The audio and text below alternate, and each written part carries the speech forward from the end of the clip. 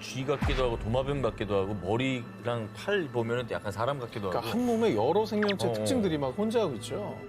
외계인인가? 뭐야? 나사의 최고 과학자들이 6달 동안 밤잠을 설쳐가며 해독하려 했지만 결국 포기할 수밖에 없었던 외계 신호가 있었습니다. 그런데 이 신호를 고작 3시간 만에 해독해버린 사람이 나타났습니다. 그것도 17살 한국 고등학생이 말이죠. 여러분을 깜짝 놀라게 할 이야기를 시작하겠습니다. 제 이름은 데이비드 존슨입니다. 미국 캘리포니아에서 태어나 자란 순수 미국인이죠. 지난 15년간 나사 제트 추진 연구소에서 외계 생명체 탐사 프로젝트인 세티 프로그램의 수석 연구원으로 일해왔습니다. 솔직히 말씀드리면 저는 오랫동안 미국이 과학기술 분야에서 세계 최고라고 굳게 믿어왔습니다. 한국? 글쎄요. 제가 알기로는 삼성이나 LG 같은 전자제품 회사들이 있는 나라 정도로만 생각했습니다. 물론 K-팝이나 한국 드라마가 인기라는 건 들었지만 과학기술 분야에서는 여전히 미국을 따라오기 힘든 나라라고 여겼죠. 특히 우주과학이나 외계 생명체 연구 같은 첨단 분야에서는 더욱 그랬습니다. 하지만 지난해 12월에 일어난 일은 제 생각을 완전히 뒤바꿔 놓았습니다. 그때의 충격은 지금도 생생하게 기억납니다. 마치 제 세계관이 하루아침에 무너져 내리는 듯한 경험이었거든요.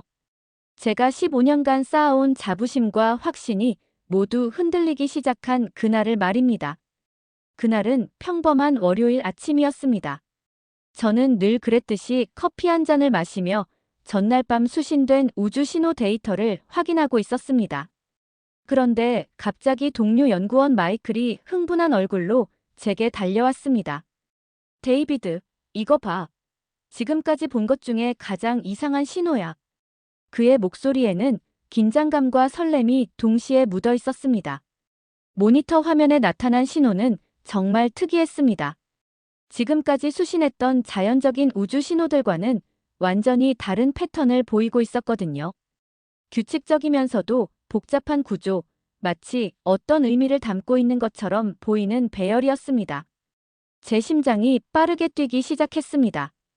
혹시 이것이 우리가 그토록 찾아 헤맸던 외계 문명의 신호일까요? 그 신호는 지구에서 약 47광년 떨어진 케플러 45b 항성계에서 온 것으로 추정되었습니다. 정확히 오전 9시 17분, 칠레에 있는 아타카마 대형 밀리미터 배열 망원경이 이 신호를 처음 포착했습니다. 신호의 주파수는 1420MHz, 수소 원자의 고유 진동수에서 살짝 벗어난 독특한 패턴이었습니다. 이건 자연현상이 아닙니다. 칠레에 파견된 연구원 사라 톰슨이 흥분된 목소리로 보고했습니다. 신호는 정확히 19분 43초 간격으로 반복되고 있었고 각 신호 안에는 복잡하면서도 규칙적인 패턴이 숨어 있었습니다. 이것은 우연의 일치로 설명할 수 없는 명백히 인공적인 특징이었습니다. 나사 본부는 즉시 비상체제에 들어갔습니다. 평소 차분했던 연구소장 로버트 박사의 목소리에는 떨림이 묻어 있었습니다. 신사숙녀 여러분, 이것은 인류 역사상 가장 중요한 순간이 될 수 있습니다. 우리는 마침내 외계 문명의 신호를 받았을지도 모릅니다. 첫 이틀 동안은 연구소 전체가 축제 분위기였습니다.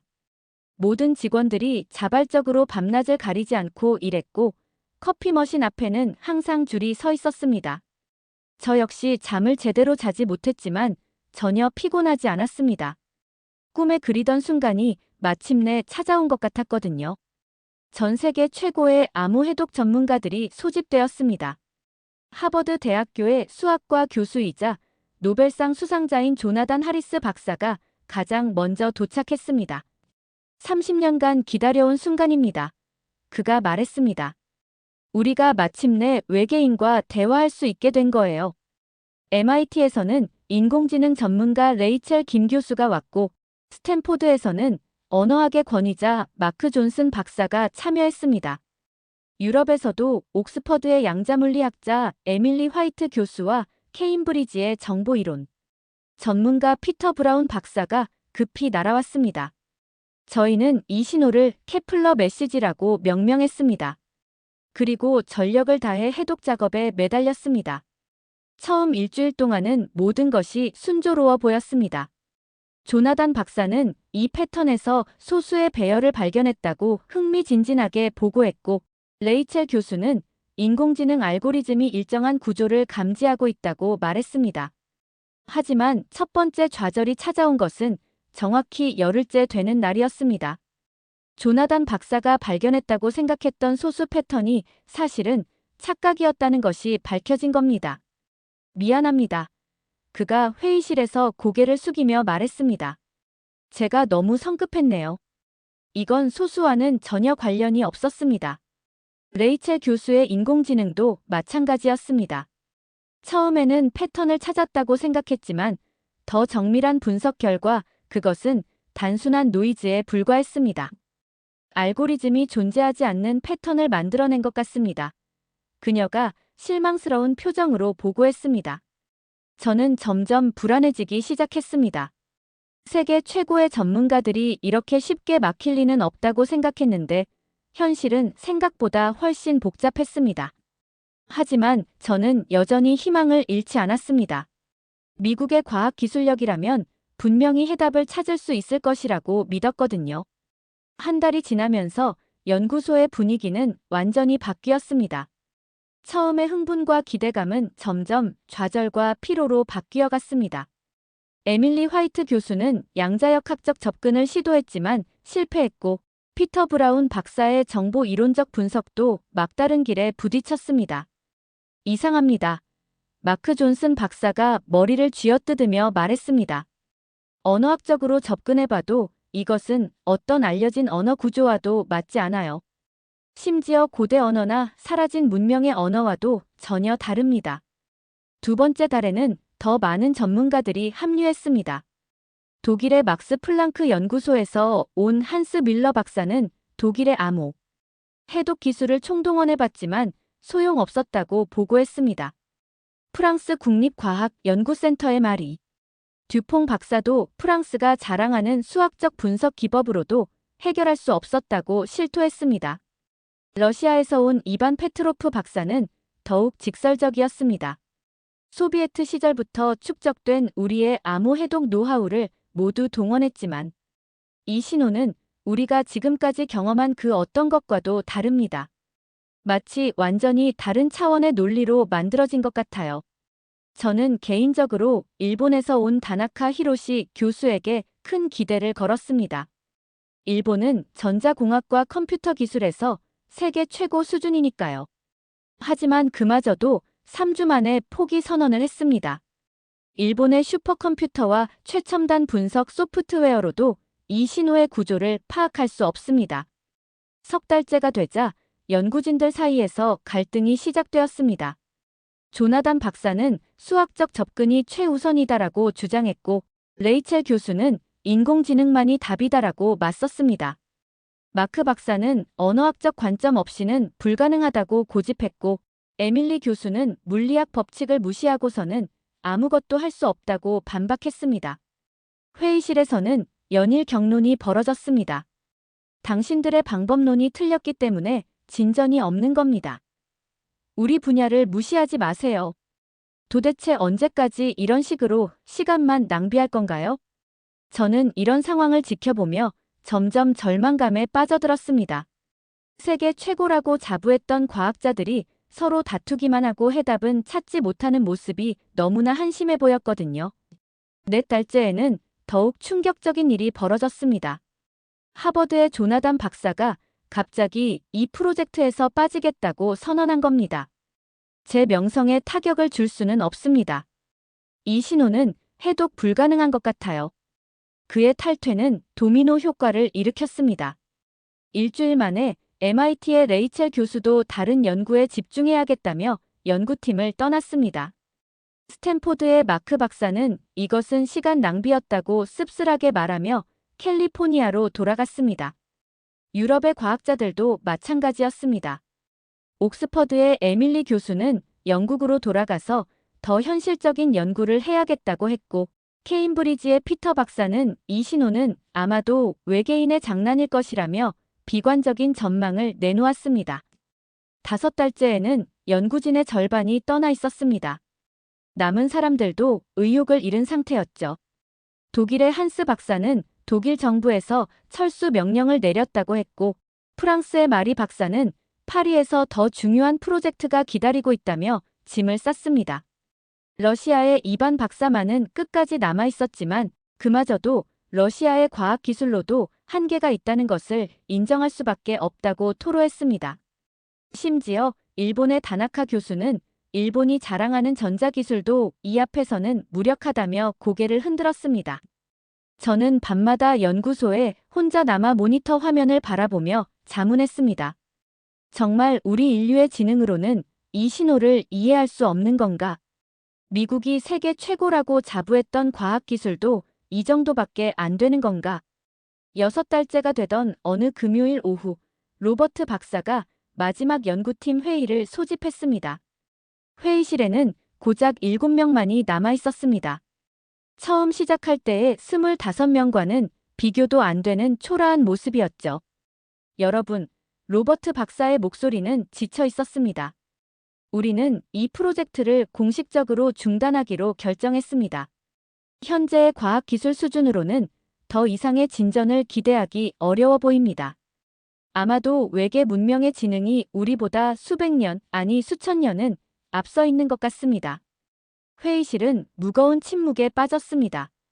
저는 마치 제 인생의 모든 꿈이 한순간에 무너져 내리는 느낌이었습니다.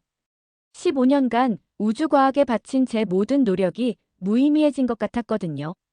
그리고 무엇보다 미국이 과학기술의 최강국이라는 제 믿음이 완전히 흔들렸습니다. 그날 밤, 저는 연구소에 혼자 남아 있었습니다. 동료들은 모두 집으로 돌아갔지만 저는 도저히 발걸음이 떨어지지 않았습니다. 모니터 화면에는 여전히 그 미스터리한 신호가 깜빡이고 있었고 마치 저를 조롱하는 것 같았습니다.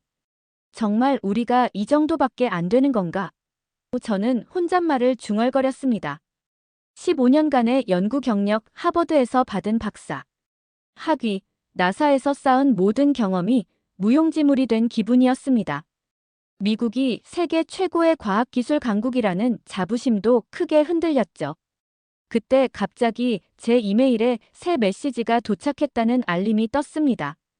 발신자는 GENIUSKIMKUREAGMAIL 캄이었습니다. 제목은 케플러 메시지 해독에 관하여였죠. 처음에는 또 다른 아마추어 과학자의 허무맹랑한 주장이라고 생각했습니다. 지난 몇 달 동안 전 세계에서 수백 통의 비슷한 이메일을 받았거든요. 하지만 뭔가 다른 느낌이 들었습니다. 이메일을 열어보니 발신자는 자신을 한국의 고등학생 김진국이라고 소개했습니다. 그리고 놀랍게도 케플러 메시지의 일부 패턴에 대한 상당히 정교한 분석 자료가 첨부되어 있었습니다. 존경하는 데이비드 존슨 박사님께. 저는 한국에 사는 17살 고등학생 김진국입니다. 온라인으로 공개된 케플러 메시지 데이터를 보고 몇 가지 흥미로운 패턴을 발견했습니다. 혹시 도움이 될까 해서 연락드립니다. 솔직히 말하면 처음에는 믿을 수 없었습니다. 고작 17살짜리 학생이, 그것도 한국의 고등학생이 세계 최고의 과학자들도 해결하지 못한 문제에 대해 뭔가 의미 있는 통찰을 제시할 수 있다는 게 말이 될까요? 하지만 첨부된 자료를 보는 순간 제 생각이 바뀌기 시작했습니다. 그 한국 학생이 보내온 분석 자료는 정말 놀라웠습니다. 우리가 미처 생각하지 못했던 수학적 접근 방식을 사용해서 신호의 구조를 분석한 것이었습니다. 특히 한국의 전통 수학인 산학의 개념과 현대정보 이론을 결합한 방식은 정말 기발했습니다. 저는 즉시 김진국 학생에게 화상 통화를 요청했습니다. 시차 때문에 한국은 새벽 시간이었지만 그 학생은 기꺼이 응해주었습니다. 화면에 나타난 것은 정말 평범해 보이는 동양인 소년이었습니다. 안경을 쓰고 있었고 뒤로 보이는 방에는 물리학과 수학책들이 가득했습니다. 안녕하세요, 박사님. 제가 보낸 자료가 도움이 되었나요? 그의 영어는 약간 어색했지만 의사소통에는 전혀 문제가 없었습니다. 그리고 그가 케플러 메시지에 대해 설명하기 시작했을 때 저는 정말 충격을 받았습니다. 이 신호는 단순히 수학적 패턴이 아니라 다차원 공간에서의 정보 압축 기법을 사용하고 있는 것 같습니다. 한국의 조선시대 수학자 홍정아가 개발한 천원술과 현대의 양자, 정보 이론을 결합하면 해독이 가능할 것 같아요. 저는 할 말을 잃었습니다. 이 17살 학생이 우리가 석 달 동안 시도해보지 못했던 완전히 새로운 관점을 제시하고 있었거든요. 더욱 놀라운 것은 그의 이론적 배경이 매우 탄탄하다는 점이었습니다. 잠깐만요. 저는 중얼거렸습니다. 천원술이 뭔가요? 그리고 어떻게 그것을 양자정보 이론과 연결시킬 생각을 했나요? 김진국 학생은 밝게 웃으며 설명하기 시작했습니다. 천원술은 원주율을 무한급수로 계산하는 조선시대의 수학 기법입니다. 하지만 그 본질은 무한한 정보를 유한한 공간에 압축하는 것이거든요. 이게 양자정보의 중첩 상태와 비슷한 개념이라고 생각했습니다. 그 순간 저는 깨달았습니다. 우리가 지금까지 서구 중심적인 사고에만 갇혀 있었다는 것을 말입니다. 동양의 전통 수학과 철학에는 우리가 전혀 고려하지 못했던 놀라운 통찰들이 숨어 있었던 겁니다. 그럼 실제로 해독을 시도해 볼 수 있나요? 저는 반신반의하며 물었습니다. 김진국 학생은 자신 있게 고개를 끄덕였습니다. 네, 이미 어느 정도 준비가 되어 있습니다. 다만 나사의 슈퍼컴퓨터가 필요할 것 같아요. 제 개인 컴퓨터로는 계산량이 너무 많거든요. 저는 즉시 로버트 박사에게 전화를 걸었습니다. 물론 박사는 처음에는 믿기 어려워했습니다. 한국의 고등학생이라고. 데이비드, 당신 정신 괜찮나요? 하지만 제가 김진국 학생의 분석 자료를 보여주자 박사의 표정이 180도 바뀌었습니다. 네. 이건 정말 놀랍군요. 우리가 미처 생각하지 못했던 접근 방식이에요. 당장 그 학생과 연결해 주세요. 다음 날 나사 제트 추진 연구소는 완전히 뒤바뀌었습니다. 전 세계가 주목하는 가운데 한국의 고등학생이 원격으로 나사의 슈퍼컴퓨터에 접속해서 케플러 메시지 해독을 시도하게 된 것입니다. 김진국 학생은 정말 차분했습니다. 마치 이런 일이 일상인 것처럼 자연스럽게 복잡한 수식들을 입력하기 시작했습니다. 그의 손가락이 키보드 위에서 춤추듯 움직일 때마다 화면에는 저희가 지금까지 본 적 없는 새로운 패턴들이 나타났습니다. 보세요. 그가 흥미진진한 목소리로 말했습니다. 이 부분에서 신호가 3차원 나선 구조를 이루고 있어요. 이것은 DNA의 이중 나선과 비슷하지만 정보 밀도가 훨씬 높습니다. 1시간이 지났습니다. 2시간이 지났습니다. 연구소의 모든 직원들이 숨을 죽이고 지켜보고 있었습니다. 그리고 정확히 3시간 15분 후 김진국 학생이 소리쳤습니다. 됐어요. 해독 완료입니다. 화면에는 믿을 수 없는 광경이 펼쳐졌습니다. 지금까지 의미를 알 수 없었던 신호가 갑자기 명확한 패턴으로 변환되었습니다. 그것은 수학적 상수들과 물리 법칙들, 그리고 우주의 구조에 대한 정보를 담고 있었습니다. 마치 외계 문명이 자신들의 과학 지식을 요약해서 보낸 일종의 우주 백과사전이었던 것입니다. 연구소는 환호성으로 가득 찼습니다. 로버트 박사는 눈물을 글썽이며 말했습니다. 이것은 인류 역사상 가장 위대한 순간 중 하나입니다. 그리고 이 모든 것을 가능하게 한 것은 한국의 17살 소년이었군요. 그 순간 저는 제 자신이 얼마나 편협했는지 깨달았습니다. 미국이 과학기술의 중심이라는 오만함, 나이가 많아야 지혜롭다는 선입견, 그리고 동양 문화에 대한 무지까지 모든 것이 한순간에 무너져 내렸습니다. 김진국 학생과 더 많은 대화를 나누면서 저는 한국의 교육 시스템과 문화에 대해 새롭게 알게 되었습니다. 한국에서는 고등학생들도 대학 수준의 수학과 과학을 배운다는 것, 전통 문화와 현대 과학을 조화롭게 융합하는 독특한 사고방식을 기른다는 것을 말입니다. 한국에서는 어떻게 이런 교육을 받을 수 있나요? 제가 물었을 때 김진국 학생은 겸손하게 답했습니다. 특별한 건 아니에요. 한국에서는 모든 학생들이 어릴 때부터 수학과 과학을 깊이 있게 배웁니다. 그리고 우리 선조들의 지혜도 함께 배우죠. 세종대왕님의 한글 창제 원리도 사실은 수학적 체계에 기반한 것이거든요. 저는 점점 더 놀라게 되었습니다. 한국의 한글이 수학적 원리로 만들어졌다는 것도, 조선시대에 이미 첨단 수학 이론이 발달했다는 것도 처음 알게 된 사실들이었습니다. 그날 밤, 저는 한국에 대해 더 많이 알아보기 위해 인터넷을 뒤졌습니다. 그리고 충격적인 사실들을 발견했습니다.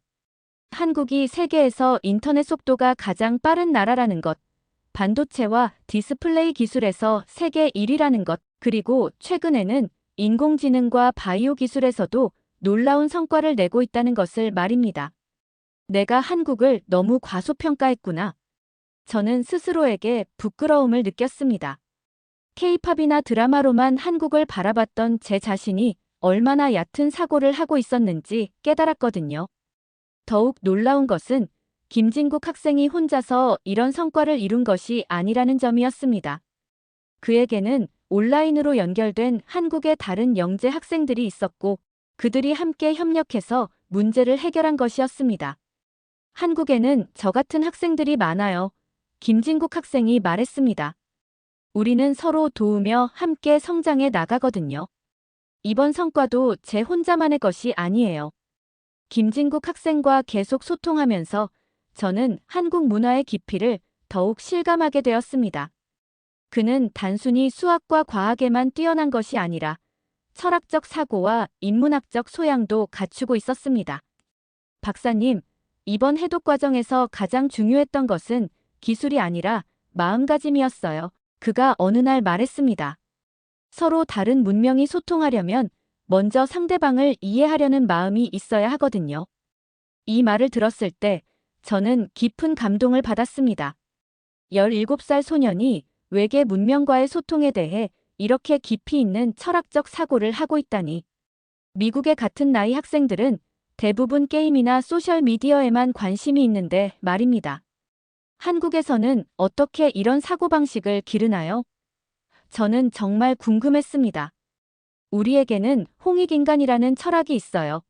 김진국 학생이 설명했습니다. 모든 인간이 서로 도우며 살아가야 한다는 뜻이죠. 그리고 온고지신 마이너스 옛것을 배워서 새것을 안다는 말도 있어요. 전통과 현대를 함께 아우르는 거예요. 저는 점점 더 한국 문화의 매력을 느끼게 되었습니다. 경쟁만 강조하는 미국 사회와 달리 한국에서는 협력과 상생의 가치를 중시한다는 것을 알게 되었거든요. 몇 주 후, 김진국 학생이 케플러 메시지 해독에 대한 논문을 발표했습니다. 그 논문은 네이처와 사이언스 같은 세계 최고 수준의 학술지에 동시에 게재되었습니다. 17살 고등학생의 논문이 이런 저널에 실리는 것은 정말 전례가 없는 일이었습니다. 전 세계 과학계가 들썩였습니다. 하버드와 MIT, 스탠포드에서 김진국 학생에게 특별 입학 제안을 했습니다. 하지만 그는 모든 제안을 정중히 거절했습니다. 아직 고등학교를 졸업하지 않았거든요. 그가 웃으며 말했습니다. 그리고 한국에도 훌륭한 대학들이 많아요. 서울대학교나 카이스트 같은 곳에서도 충분히 좋은 연구를 할 수 있을 것 같아요. 이 말을 들었을 때 저는 또 한 번 충격을 받았습니다. 미국의 명문대 입학 제안을 거절하고 자국의 대학을 선택한다니. 이것은 단순한 애국심을 넘어서는 자신감의 표현이었습니다. 그리고 실제로 한국의 대학들이 세계적 수준에 올라 있다는 것도 알게 되었습니다. 최근 몇 년간 한국의 대학들이 세계 대학 순위에서 급상승하고 있었거든요. 그로부터 몇 달이 지난 지금 저는 완전히 다른 사람이 되었습니다. 김진국 학생과의 만남을 통해 한국과 한국 사람들에 대한 제 인식이 완전히 바뀌었거든요. 얼마 전에는 실제로 한국을 방문할 기회가 있었습니다. 서울의 거리를 걸으면서 저는 놀라움을 금할 수 없었습니다. 최첨단 기술과 전통 문화가 조화롭게 어우러진 도시의 모습, 깨끗하고 효율적인 대중교통 시스템, 그리고 무엇보다 사람들의 따뜻한 마음씨까지. 모든 것이 제가 상상했던 것보다 훨씬 뛰어났습니다. 김진국 학생을 직접 만났을 때의 감동은 이루 말할 수 없었습니다. 그는 여전히 겸손하고 밝은 모습이었지만 더욱 성숙해진 것 같았습니다. 그리고 그의 가족들을 만나면서 한국의 교육 문화와 가족 문화의 아름다움도 직접 체험할 수 있었습니다. 박사님 덕분에 제가 더 큰 꿈을 꿀 수 있게 되었어요. 김진국 학생이 말했습니다. 앞으로는 한국과 미국, 그리고 전 세계가 함께 협력해서 우주의 비밀을 더 많이 밝혀나가고 싶어요. 그의 말을 들으며 저는 깨달았습니다. 진정한 과학의 발전은 한 나라의 독점물이 아니라 전 세계가 함께 만들어가는 것이라는 걸 말입니다. 그리고 그 중심에 한국이 있다는 것도요. 지금 김진국 학생은 한국의 카이스트에 진학해서 우주물리학을 전공하고 있습니다. 그리고 나사와의 공동 연구 프로젝트를 진행하며 새로운 외계 신호 탐사 기술을 개발하고 있어요. 얼마 전에는 그가 개발한 신호 해독 알고리즘이 유럽 우주청에서도 도입되었다는 소식을 들었습니다. 저는 이제 확신합니다. 한국은 더 이상 우리가 무시할 수 있는 나라가 아닙니다. 아니, 어쩌면 앞으로는 우리가 한국을 따라가야 할 상황이 올지도 모르겠어요. 교육 시스템, 기술력, 그리고 무엇보다 젊은 세대의 창의력에서 한국은 이미 세계 최고 수준에 올라 있거든요. 제 동료들도 이제는 한국을 다르게 바라봅니다. 한국의 기술력을 배워야 한다. 한국식 교육 시스템을 연구해보자는 이야기가 연구소에서 자주 나올 정도예요. 심지어 제 아들도 한국어를 배우겠다고 하더군요. 아빠, 앞으로는 한국어를 할 줄 알아야 과학자가 될 수 있을 것 같아요 라고 말하면서요. 솔직히 인정하고 싶지 않았지만 이제는 받아들일 수밖에 없습니다. 한국이 정말 대단한 나라라는 것을, 그리고 앞으로 세계를 이끌어갈 힘을 가진 나라라는 것을 말입니다. 김진국 학생과 같은 젊은이들이 있는 한국의 미래는 정말 밝을 것 같습니다. 아니, 단순히 밝은 정도가 아니라 전 세계의 희망이 될 것 같아요. 저는 이제 한국을 존경합니다. 그리고 언젠가 기회가 된다면 한국에서 살아보고 싶다는 생각도 해봅니다. 김진국 학생처럼 겸손하면서도 탁월한 사람들과 함께 일할 수 있다면 저도 더 훌륭한 과학자가 될 수 있을 것 같거든요. 정말 한국이라는 나라가 부럽습니다. 이런 훌륭한 젊은이들을 키워내는 나라, 전통과 현대가 조화를 이루는 나라, 그리고 무엇보다 세계와 소통하며 함께 발전해 나가려는 마음을 가진 나라. 이것이야말로 진정한 선진국의 모습이 아닐까요? 여러분, 어떠셨나요? 정말 놀라운 이야기였죠? 미국 나사의 최고 과학자들도 포기했던 외계 신호를 고작 17살. 한국 고등학생이 3시간 만에 해독해버린 이 실화는 우리나라에 숨어있는 저력을 보여주는 감동적인 사연이었습니다. 김진국 학생의 이야기를 통해 우리는 한국의 교육력과 젊은 세대의 무한한 가능성을 다시 한번 확인할 수 있었습니다. 그리고 전통과 현대를 조화시키는 우리만의 독특한 사고방식이 얼마나 소중한 자산인지도 깨달을 수 있었고요. 데이비드 박사처럼 처음에는 한국을 과소평가했던 외국인들이 결국 한국의 진정한 실력을 인정하고 존경하게 되는 모습을 보면서 저도 가슴이 뭉클해졌습니다. 여러분은 오늘 이야기를 들으시면서 어떤 생각이 드셨나요? 댓글로 자유롭게 의견을 나눠주시면 좋겠습니다. 특히 우리나라의 교육이나 젊은 세대에 대한 여러분의 생각도 궁금하네요. 끝까지 들어주셔서 정말 감사합니다. 오늘 사연이 재미있으셨다면 주변의 소중한 분들께도 꼭 공유해주세요. 더 많은 분들이 우리나라의 자랑스러운 이야기를 함께 나눌 수 있으면 좋겠습니다. 구독과 좋아요도 꾹 눌러주시면 앞으로도 더욱 감동적이고 자랑스러운 우리나라 이야기들로 찾아뵙겠습니다. 다음에 또 만나요. 감사합니다.